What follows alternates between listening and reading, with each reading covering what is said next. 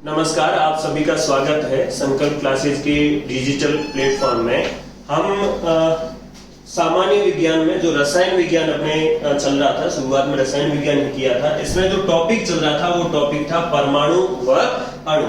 इसमें हमने दो टॉपिक क्लियर कर लिए हैं। पहला क्लियर कर लिया है परमाणु की संरचना। पहला क्लियर कर लिया है कि परमाणु की संरचना कैसी होती है, अर्थात परमाणु है वो गोलाकार होता है, उसका सेंट्रल भाग परमाणु कैसा होता है तो गोलाकार होता है, इसका सेंट्रल भाग है वो कठोर और ठोस होता है और इसे हम क्या कहते हैं नाभिक। नाभिक में कितने आदमी रहते हैं? दो आदमी रहते हैं, एक तो रहता है नाड़ाराम और दूसरा कौन सा रहता है पूर्णवाराम। एक इनका और भाई है जिसका नाम है ईसराराम, जो इसके बाहर क्या कर रहा है चक्कर लगाता रहता है। ईसराराम है जो कि नाभिक के चारों ओर क्या करता रहता है चक्कर लगाता रहता है। हमने इनके कुछ द्रव्यमान भी लिखा था कि इलेक्ट्रॉन का द्रव्यमान, प्रोटॉन का द्रव्यमान और न्यूट्रॉन का द्रव्यमान कुछ ऐसा होता है।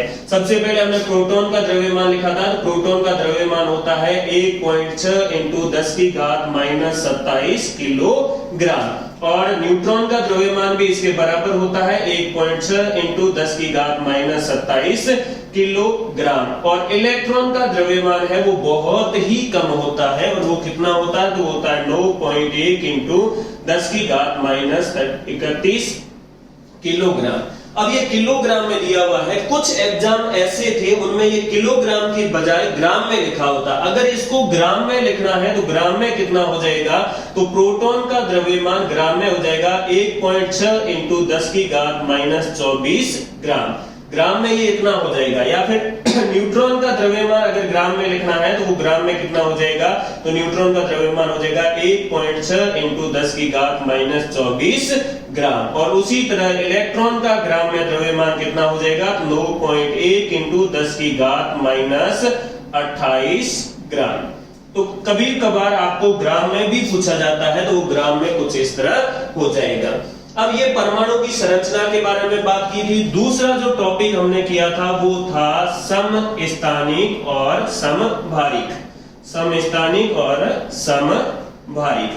अब तीसरा टॉपिक है वो है अपना परमाणु के मॉडल। परमाणु के मॉडल का मतलब है कि सबसे पहले भाई हमने यहां तो पढ़ लिया कि परमाणु कैसा होता है कि गोलाकार होता है, सेंट्रल भाग ठोस और कठोर होता है और इसे नाभिक कहते हैं। नाभिक में ये पाया जाता है, नाभिक के चारों ओर ये चक्कर लगाता है। ये तो हमें पहले ही पढ़ लिया, लेकिन शुरुआत में ये पता थोड़ी था। शुरुआत में जब स्टार्टिंग में डाल्टन ने 1803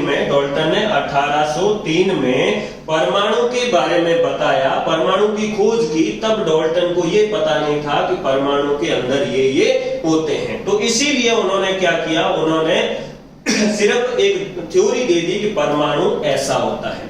फिर परमाणु के अंदर जो भी अंदर के तत्व है, जो अंदर के परमाणुविक कण है, अपरमाणुविक कण कहा जाता है, उनके बारे में बाद में अलग अलग साइंटिस्टों ने खोजबीन की, अलग अलग वैज्ञानिकों ने अपने मॉडल दिए और उन मॉडल के आधार पर परमाणु की संरचना है वो बताई है। तो इसी वीडियो में हम परमाणु के मॉडल के बारे में बात करेंगे।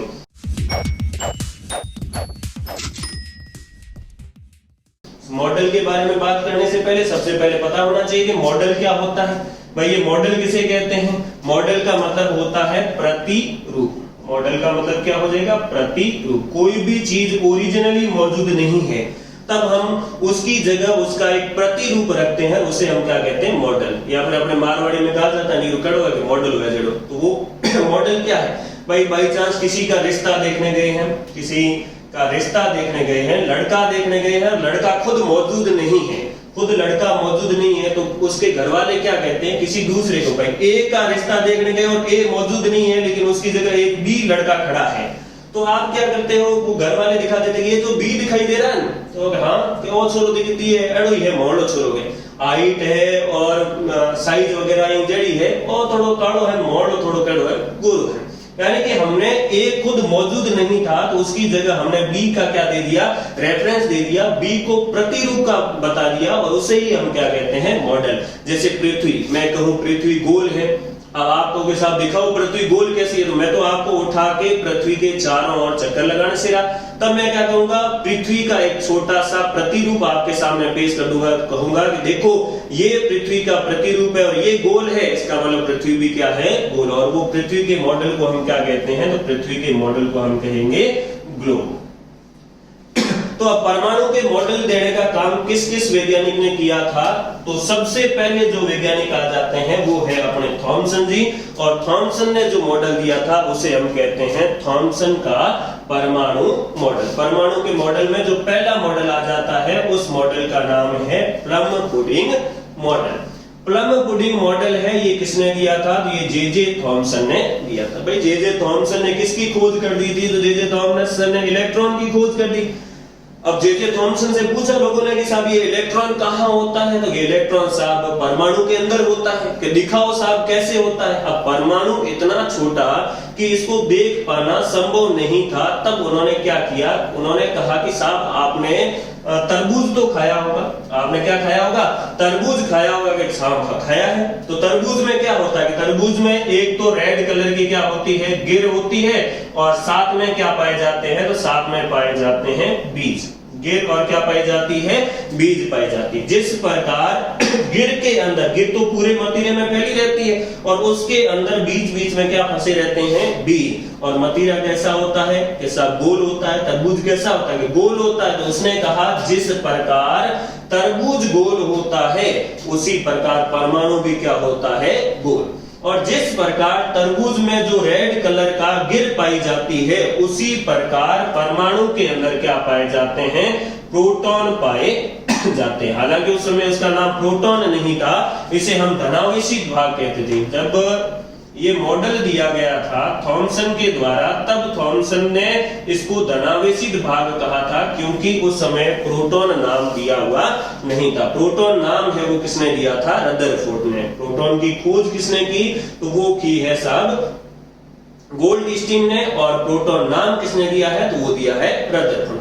फिर उसने कहा कि जब जैसे गिर के बीच बीच में बीज पाए जाते हैं उसी प्रकार परमाणु के अंदर क्या पाए जाते हैं, इलेक्ट्रॉन पाए जाते हैं। और जितने धनावेशित भाग होते हैं उतने के उतने इलेक्ट्रॉन होते हैं, दोनों बराबर होते हैं। इलेक्ट्रॉन कैसा होता है, तो इलेक्ट्रॉन होता है कैसा, ऋणावेशित, और प्रोटॉन कैसा होता है, तो प्रोटॉन धनावेशित होता है।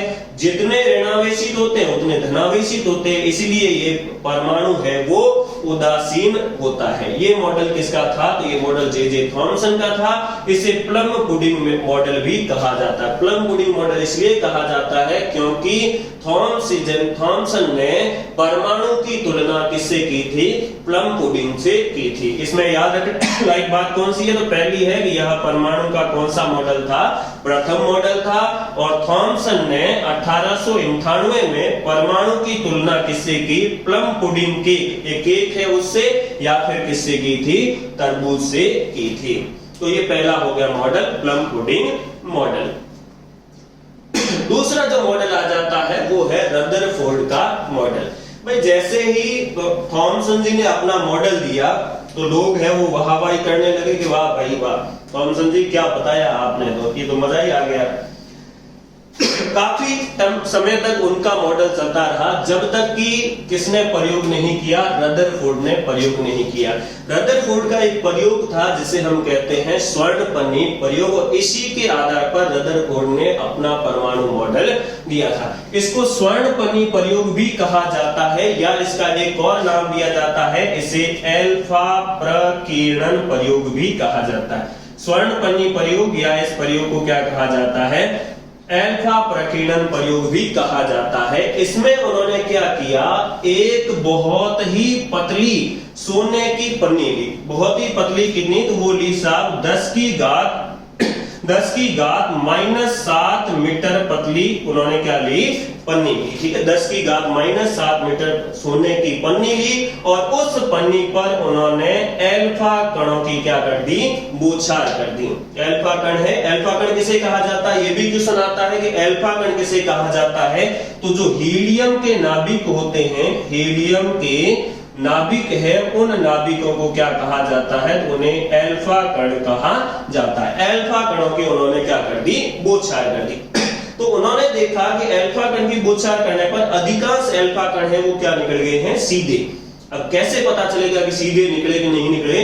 तो उन्होंने ऐसा एक वृत्ताकार एक पन्नी ले ली है और उस पे उसने क्या कर दिया है, जिंक सल्फाइड का लेप कर दिया। ये जो पन्नी है इसके ऊपर किसका लेप कर दिया है, जिंक सल्फाइड का। अब जिंक सल्फाइड है उस पे क्या होगा कि जैसे ही ये अल्फा कण जाके जिंक सल्फाइड पर टकराएंगे तो वहां पर क्या पैदा होगी, चमक पैदा होगी। इसीलिए इन्होंने जिंक सल्फाइड की क्या कर दी है, वो लेप कर दी है। तो जैसे ही इससे इन्होंने ये जो अल्फा कण है उनको छोड़ा तो अल्फा कण इस पत्ती से निकलकर अलग अलग पार्ट में क्या हुए, टकराए। तो क्या किया, अर्नेस्ट रदरफोर्ड तथा उसके शिष्यों ने 1911 में सोने की पतली झिल्ली ली, झिल्ली मतलब फॉइल ली, और उस फॉइल की कणों की बमबारी का प्रयोग किया। और कौन से कण थे, तो वो अल्फा के कण थे, उनकी बमबारी की। सोने की पतली झिल्ली मोटाई कितनी थी, तो वो थी 10⁻⁷ मीटर या 100 नैनोमीटर पर। ऊर्जा वाले कण, और ऊर्जा वाले कण कौन से, हीलियम के नाभिक, हीलियम के नाभिक को ही हम क्या कहते हैं, अल्फा कण कहते हैं। कि बमबारी की झिल्ली के चारों तरफ जिंक सल्फाइड से लेपित वर्ताकार पर्दा रखा गया। ये जिंक सल्फाइड से लेपित वर्ताकार पर्दा रखा गया, क्यों रखा गया, जिससे कि बमबारी के बाद कण इस पर्दे से टकराकर फ्लैश मतलब स्फुरदीप्ति चमक उत्पन्न करता है, और जिससे हमें क्या पता हो जाती है, कणों की दिशा पता हो जाती है। अब इस प्रयोग से उनके क्या क्या निष्कर्ष निकले या उन्होंने क्या प्रेक्षण किया, भाई उन्होंने क्या क्या देखा? तो उन्होंने देखा कि जब अल्फा कणों की बौछार की जाती है तो अधिकांश जो अल्फा कण हैं वो इसके अंदर से ये सीधे के सीधे निकल गए। अधिकांश अल्फा कण है वो क्या निकल गए, सीधे के सीधे निकल गए। कुछ अल्फा कण है वो 120 डिग्री के कोण पर विक्षेपित हो गए। विक्षेपित का मतलब है मुड़ गए। जैसे ये कण है तो ये कण यहां जाके और थोड़ा सा ऐसे मुड़ गया। तो कुछ कण है वो 120 डिग्री के ऊपर विक्षेपित हो गए, और कुछ कण है वो 90 डिग्री के कोण पर भी विक्षेपित हुए। लेकिन एक कण ऐसा था जो जिस रास्ते गया, ये एक कण ऐसा था जो जिस रास्ते गया था उसी रास्ते क्या आ गया, वापस आ गया। इन्हें तो बड़ा आश्चर्य हुआ कि भाई सारे कण सीधे जा रहे थे, इसके क्या हुआ कि ये वापस आ गया, इसको भी सीधे जाना चाहिए था। इसका मतलब कुछ तो गड़बड़ है दया, कुछ तो गड़बड़ है, ढूंढना ही पड़ेगा। अब एक सीटेट में प्रश्न आया था, वो प्रश्न ये लाइन थी, ठीक है। रदरफोर्ड ने एक लाइन कहा था, क्या कहा था कि इस प्रयोग से प्राप्त प्रेक्षण इतने अनअपेक्षित थे। अनअपेक्षित का मतलब है कि आशा ही नहीं की थी कि ऐसा होगा, ऐसा भी कुछ होगा। स्वयं रदरफोर्ड के शब्दों में, अब जो नीचे वाली लाइन है यही लाइन सीटेट में पूछी गई थी कि यह परिणाम उतना ही अविश्वसनीय था जिससे अगर आप एक 14 इंच के तोप के गोले को टिश्यू पेपर जो शादी वगैरह में जाते हैं उसमें जो थाली होती है उसके ऊपर जो थाली साफ करने के लिए पेपर होता है उसको हम टिश्यू पेपर कहते हैं। गांव के डोगरों को पता नहीं कि वो टिश्यू पेपर खाने की चीज है। बम्पर खाने में गए डोगरे और टिश्यू पेपर है वो देखा तो खाने लगे, तो पीछे से एक डोगरा चिल्लाएगा, अरे उदो बा है वो, देखो क्यों क्या वो बिल्कुल ही फीको फटे, मतलब उसने पहले ही टेस्ट कर लिया था। तो टिश्यू पेपर के टुकड़े के ऊपर मारे और वह लौटकर आपको ही चोट पहुंचाए। भाई अगर आपसे ये कहा जाए कि एक तोप का गोला, 14 इंच का तोप का गोला एक बिल्डिंग को उड़ा सकता है, और हम कहें कि एक तोप से 14 इंच के तोप के गोले को छोड़ा और वो गोला आगे गया और एक टिश्यू पेपर यानी कि कागज के टुकड़े से टकराकर वापस आ गया और चलाने वाले को ही नुकसान पहुंचा दिया, तो आप क्यों मजाक कर रहे हो? ऐसा थोड़ी हो सकता है। ऐसा तो होगा तो इसका मतलब कोई चमत्कार ही हुआ। और सेम इसमें ही हुआ कि इसमें सारे के कण सीधे सीधे जा रहे थे, लेकिन कितने कणों में से 20,000 कणों में से एक कण ऐसा भी था जो जिस रास्ते गया था उसी रास्ते क्या आ गया, वापस आ गया। तो ये रदरफोर्ड ने प्रेक्षण किए थे, रदरफोर्ड को दिखाई दिया कि कुछ ऐसा हुआ है। अब जब ये दिखाई दिया तब उन्होंने कुछ निष्कर्ष भी निकाले, और निष्कर्ष क्या थे? तो पहला निष्कर्ष उन्होंने निकाला कि परमाणु का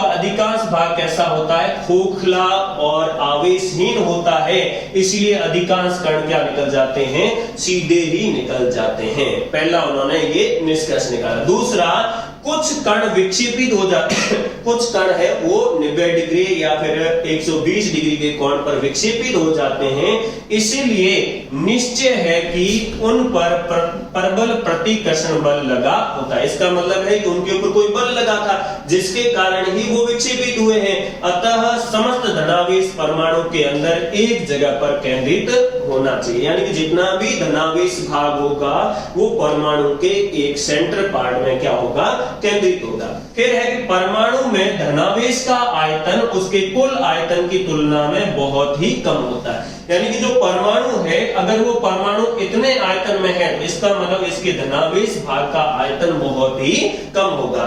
इस धनावेशित आयतन को उन्होंने नाम क्या दिया, नाभिक। तो ध्यान रखना, नाभिक की खोज रदरफोर्ड ने की और कौन से प्रयोग द्वारा की, एल्फा प्रकीर्णन प्रयोग द्वारा की थी। परमाणु का व्यास लगभग कितना होता है, 10 की घात -10 मीटर, 10 की घात -10 मीटर होता है, ठीक है। तथा नाभिक का व्यास कितना होता है, वो होता है 10 की घात -15 मीटर। नाभिक का जो त्रिज्या हमने ज्ञात की थी वो पिछली बार भी लिखी थी कि कितनी होती है, 10 की घात -15 मीटर, और परमाणु की कितनी होती है, तो वो होती है 10 की घात -10 मीटर। नाभिकीय त्रिज्या को किसमें मापा जाता है, फर्मी में। पिछले बार हमने जब परमाणु की संरचना पढ़ रहे थे उस समय हमने कहा था कि जो परमाणु की त्रिज्या है वो किसमें मापी जाती है, तो वो मापी जाती है नैनोमीटर में, और 1 नैनोमीटर बराबर होता है 10 की घात -9 मीटर। जबकि जो नाभिक की त्रिज्या है, ये नाभिक है, इसकी जो त्रिज्या होगी इस त्रिज्या को हम किसमें मापेंगे, फर्मी में मापेंगे, और 1 फर्मी बराबर कितना हो जाएगा, तो वो हो जाएगा 10 की घात -15 मीटर, 10 की घात -15 मीटर। अब जो रदरफोर्ड है उसका मॉडल क्या है, तो रदरफोर्ड ने जो मॉडल दिया था वो मॉडल ऐसा है। इसी जो रदरफोर्ड ने प्रयोग किया था, इसी प्रयोग के आधार पर उन्होंने अपना मॉडल है वो प्रस्तुत किया था। तो रदरफोर्ड के मॉडल की बातें कौन कौन सी है, पहली बात आ जाती है कि परमाणु का संपूर्ण धनावेश, परमाणु का संपूर्ण धनावेश तथा द्रव्यमान उसके मध्य नाभिक में केंद्रित होता है, यानी कि एक परमाणु का जितना भी भार होगा वो भार और धनावेश भाग जिसको हमने प्रोटॉन कहा है, क्योंकि धनावेश किसके ऊपर होता है, प्रोटॉन के ऊपर ही होता है। तो प्रोटॉन और साथ में न्यूट्रॉन, जो कि न्यूट्रॉन की खोज उस समय नहीं हो रखी थी, तो उन्होंने कहा कि जितना भी धनावेशित भाग और जितना भी द्रव्यमान है एक परमाणु का वो उसके नाभिक में केंद्रित रहता है, पहला कथन। दूसरा, परमाणु का अधिकांश भाग रिक्त होता है, परमाणु का अधिकांश, बाकी जो बचा हुआ भाग है वो खाली होता है, जिसमें चारों ओर इलेक्ट्रॉन वृत्ताकार पथ में तीव्र गति से घूमते हैं। इस खाली जो भाग है, इस खाली भाग में इलेक्ट्रॉन है वो चक्कर लगाते हैं और वो तेजी से कौन से पथ पर घूमते हैं, वृत्ताकार पथ पर घूमते हैं, और इन वृत्ताकार पथों को क्या नाम दिया गया, कक्षा कहा गया। इन वृत्ताकार पथों को क्या कहा गया, कक्षा। जैसे ही रदरफोर्ड ने ये लाइन कही, क्या लाइन कही कि सारा का सारा धनावेशित भाग कहां पाया जाता है, सेंटर में, और इलेक्ट्रॉन कहां पाया जाता है, इसके चारों ओर पाया जाता है चक्कर लगाती हुई। तो यहाँ पर कौन सा मॉडल फेल हो जाता है, थॉमसन का मॉडल, और वो मॉडल कौन सा था, प्लम पुडिंग मॉडल। वो मॉडल फेल हो गया, क्यों, क्योंकि थॉमसन ने क्या कहा था कि पूरे के पूरे परमाणु में प्रोटॉन बिखरे रहते हैं और उसके बीच बीच में क्या पाए जाते हैं, इलेक्ट्रॉन। जबकि रदरफोर्ड ने बकायदा प्रयोग द्वारा सिद्ध करके बता दिया कि जो जितना भी धनावेशित भाग अर्थात प्रोटॉन है वो कहां पाए जाते हैं, सेंटर में, और उसने नाम क्या दिया, नाभिक नाम दिया। फिर कहा परमाणु विद्युत उदासीन होता है, अर्थात परमाणु के ऊपर कोई चार्ज नहीं होता, न तो इसके ऊपर धनावेश होता है और न ही ऋणावेश होता है। क्यों, क्योंकि अतः निश्चित है रूप से परमाणु में जितने इलेक्ट्रॉन होते हैं उतनी ही संख्या में नाभिक में क्या पाए जाते हैं, प्रोटॉन उपस्थित होते हैं, क्योंकि प्रोटॉन के ऊपर धनावेश है और इलेक्ट्रॉन के ऊपर क्या पाया जाता है, ऋणावेश। तो इसका मतलब फिक्स है कि जितने प्रोटॉन होंगे उतने के उतने इलेक्ट्रॉन होंगे, और दोनों की संख्या बराबर, माइनस और प्लस दोनों की चार्ज की संख्या बराबर होने के कारण परमाणु कैसा हो जाएगा, विद्युत उदासीन हो जाएगा। अब जो रदरफोर्ड का परमाणु मॉडल है, इस मॉडल को सौर प्रतिरूप भी माना जाता है। ये थोड़ा सा इंपॉर्टेंट क्वेश्चन है कि जो रदरफोर्ड का मॉडल है इसको क्या माना जाता है, सौर मॉडल का प्रतिरूप भी माना जाता है। सौर मॉडल का प्रतिरूप इसलिए माना जाता है कि हम जानते हैं जो अपना सौर मंडल है उसमें सूर्य केंद्र है और उसके चारों ओर अलग अलग कक्षा में जो ग्रह है वो क्या करते रहते हैं, चक्कर लगाते रहते हैं। और उसी प्रकार यहाँ पर नाभिक केंद्र हो जाएगा, नाभिक के चारों ओर अलग अलग कक्षाओं में, अलग अलग ऑर्बिट में कौन चक्कर लगाएगा, तो वो इलेक्ट्रॉन चक्कर लगाता रहता है। तो इस मॉडल में इलेक्ट्रॉन नाभिक के चारों तरफ अलग अलग कक्षा में इस प्रकार घूमते हैं जैसे विभिन्न ग्रहों के चारों तरफ विभिन्न कक्षाओं में घूमते हैं। ठीक है, विभिन्न ग्रह सूर्य के चारों तरफ क्या करते हैं, विभिन्न कक्षाओं में घूमते हैं, उसी प्रकार इलेक्ट्रॉन यहाँ पर नाभिक के चारों ओर घूमते हैं। इस प्रकार यह मॉडल परमाणु की संरचना की व्याख्या करने का मूलभूत आधार बना, परंतु कुछ तथ्यों को समझा नहीं पाया। हालांकि इस मॉडल ने परमाणु की संरचना को काफी अच्छी तरीके से बताया, लेकिन कुछ तथ्य थे जिनको ये मॉडल बनाने में असफल रहा था, और उसे हम पढ़ते हैं रदरफोर्ड मॉडल की कमियां।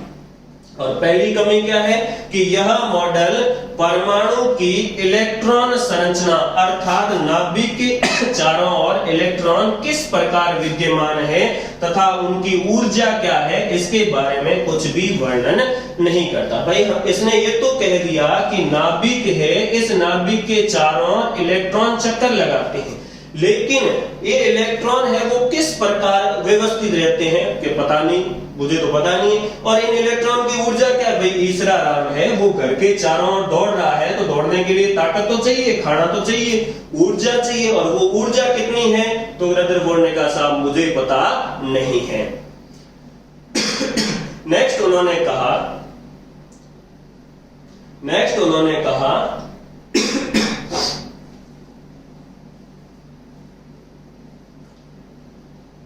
कि जो इलेक्ट्रॉन है वो नाभिक के चारों ओर चक्कर लगा रहा है, तो चक्कर लगाते हुए उसकी ऊर्जा में क्या होनी चाहिए, हानि होनी चाहिए। भाई ये ईसरा राम है, ये ईसरा राम पहले यहां पर दौड़ रहा था, इस रास्ते दौड़ रहा था।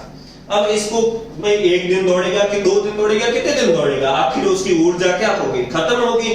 लगातार दौड़ रहा है तो ऊर्जा खत्म होती जाएगी। तो पहले तो इस रास्ते चक्कर लगा रहा था, फिर ये धीरे धीरे क्या होगा, नाभिक के नजदीक चक्कर लगाना शुरू कर देगा, और नजदीक चक्कर लगाते लगाते एक कंडीशन ऐसी आएगी कि वो किसके अंदर गिर जाएगा, नाभिक के अंदर, यानी कि ईसरा राम की ऊर्जा बिल्कुल खत्म हो जाएगी और ईसरा राम जी का राम नाम सत्य हो जाएगा। अगर इलेक्ट्रॉन नष्ट हो जाएगा, ईसरा राम जी नष्ट हो जाएंगे, तो इसका मतलब परमाणु भी नष्ट हो जाएगा, परमाणु का अस्तित्व भी खतरे में चला जाएगा। लेकिन हमने पहले ही पढ़ा है कि परमाणु कैसा होता है, अजर होता है और अमर होता है। किसी भी रासायनिक अभिक्रिया में परमाणु को न तो उत्पन्न किया जा सकता है और न ही नष्ट किया जा सकता है।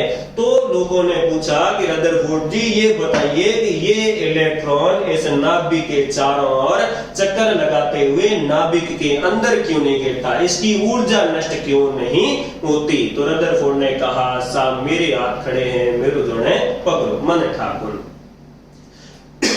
तो रदरफोर्ड की जो कमियां थी, इन कमियों को दूर करने के लिए अगला बंदा आ जाता है जिसका नाम है नील्स बोर। और नील्स बोर ने एक मॉडल दिया था जिसे हम हाइड्रोजन मॉडल के नाम से जानते हैं।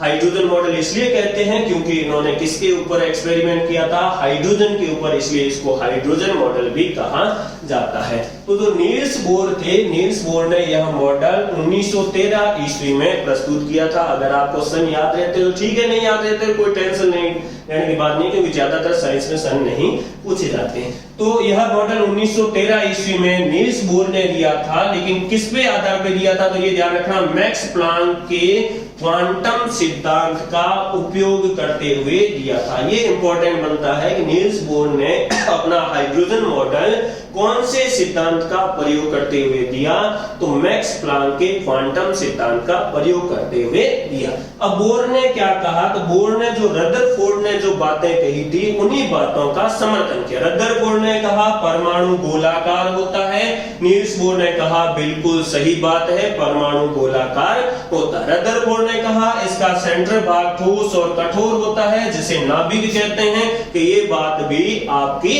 सही है। फिर रदरफोर्ड ने कहा कि नाभिक के अंदर प्रोटॉन पाए जाते हैं, नील्स बोर ने कहा बिल्कुल सही बात। और प्रोटॉन के अलावा जो इलेक्ट्रॉन है वो नाभिक के चारों ओर निश्चित वृत्ताकार मार्ग में चक्कर लगाते हैं, जिनको क्या कहा जाता है, कक्षा कहा जाता है। इसी जगह उन्होंने क्या किया, संशोधन क्या किया कि इलेक्ट्रॉन नाभिक के चारों ओर निश्चित वृत्ताकार पथ पर चक्कर लगाते हैं, जिन्हें क्या कहा जाता है, कक्षा कहा जाता है। जैसे कि कक्षा, एल कक्षा, एम कक्षा, एन कक्षा। उन्होंने नाम दे दिया कि इस प्रकार की कक्षाओं में इलेक्ट्रॉन क्या करते रहते हैं, चक्कर। पहली जो कक्षा, ये फर्स्ट कक्षा है नाभिक के चारों ओर, इस फर्स्ट कक्षा को नाम क्या दे दिया, के। और सेकंड कक्षा है तो सेकंड कक्षा को क्या नाम दे दिया, एल। थर्ड को एम और चौथी कक्षा है उसको क्या नाम दे दिया, एन। तो ये नाभिक से बाहर की तरफ जैसे जैसे चलते जाते हैं निश्चित मार्ग आ जाते हैं, निश्चित मार्ग को क्या कहा जाता है, कक्षा। इन कक्षाओं को एक और नाम दिया गया है, इन कक्षाओं को क्या कहा जाता है, ऊर्जा स्तर भी कहा जाता है। तो ये अलग अलग क्या थे, ऊर्जा स्तर थे। फिर दूसरी लाइन उन्होंने कही कि जब इलेक्ट्रॉन इन कक्षाओं में क्या लगाते हैं, चक्कर लगाते हैं, तो उनकी ऊर्जा का विकिरण नहीं होता। जब एक इलेक्ट्रॉन इस कक्षा में, पहली कक्षा में चक्कर लगा रहा है, तब इसकी ऊर्जा की हानि होती नहीं है। यानी कि ईश्वराराम दौड़ रहा है तो इसकी दौड़ने के अंदर दौरान ताकत खत्म होती नहीं है, क्योंकि ये अपने आप है, वो फ्रीली दौड़ रहा है, यानी कि इसके ऊपर ज्यादा इसको मेहनत नहीं करनी पड़ रही है। लेकिन अगर ईश्वराराम इस कक्षा को छोड़कर ऊपर वाली कक्षा में दौड़ने के लिए जाएगा, तब इसको यहां से यहां जाने में ऊर्जा की जरूरत पड़ेगी। या फिर ईश्वराराम इस चौथी कक्षा से तीसरी कक्षा में दौड़ने के लिए आएगा, तो चौथी कक्षा में दौड़ने के लिए ऊर्जा ज्यादा चाहिए थी, तीसरी कक्षा में कम चाहिए थी। तो जो कम ऊर्जा, जितनी भाई यहां तो ज्यादा चाहिए थी, यहां कम चाहिए थी, इसका मतलब इसके पास जो ज्यादा ऊर्जा थी उस ऊर्जा को ये बाहर निकाल देगा, और यहां से यहां जाने के लिए उसको ऊर्जा चाहिए, तब वो ऊर्जा को क्या करेगा, अवशोषित करेगा। और दूसरा, इन कक्षाओं को क्या कहा जाता है, ऊर्जा स्तर भी कहा जाता है। ये जो कक्षाएं हैं, इन कक्षाओं को क्या कहा जाता है, ऊर्जा स्तर भी कहा जाता है। नेक्स्ट है किसी परमाणु द्वारा, में इन्होंने आगे कहा कि किसी परमाणु द्वारा ऊर्जा का अवशोषण या उत्सर्जन केवल तभी किया जाता है जब इलेक्ट्रॉन एक ऊर्जा स्तर से दूसरे ऊर्जा स्तर अर्थात एक कक्षा से दूसरी कक्षा में जाता है। भाई यही अभी मैंने बताया था कि एक इलेक्ट्रॉन है वो अगर पहली कक्षा में, पहली कक्षा को के कक्षा कहा है, उस के कक्षा को छोड़कर अगर वो ऊपर वाली कक्षा में जाता है, तो यहाँ उसको ईश्वराराम को दौड़ने के लिए कम ताकत चाहिए थी और यहाँ दौड़ने के लिए ज्यादा ताकत चाहिए। तो इसका मतलब उसको थोड़ी सी ऊर्जा ग्रहण करनी पड़ेगी, और तब क्या होगा, तब होगा ऊर्जा का अवशोषण। लेकिन अगर इसका उल्टा हो जाए कि ईश्वराराम जी दूसरी कक्षा में दौड़ रहे थे और यहां से वो कहां चले जाए, पहली कक्षा में, तो यहां तो उनके पास ऊर्जा ज्यादा थी, यहां ऊर्जा उनको कम चाहिए, तो जो एक्स्ट्रा एनर्जी है, अतिरिक्त ऊर्जा है, उसको वो क्या करेंगे, बाहर निकालेंगे, और बाहर निकालेंगे तब ऊर्जा का क्या होगा, उत्सर्जन होगा। कक्षा की त्रिज्या जितनी अधिक होगी, ऊर्जा का मान उतना ही अधिक होता है। जैसे जैसे नाभिक से हम बाहर की ओर चले जाते हैं, कक्षा की त्रिज्या क्या होती जाती है, बढ़ती जाती है। अब जितनी त्रिज्या ज्यादा होगी उतना ही ऊर्जा का मान भी क्या होगा, ज्यादा होगा, ऊर्जा ज्यादा चाहिए।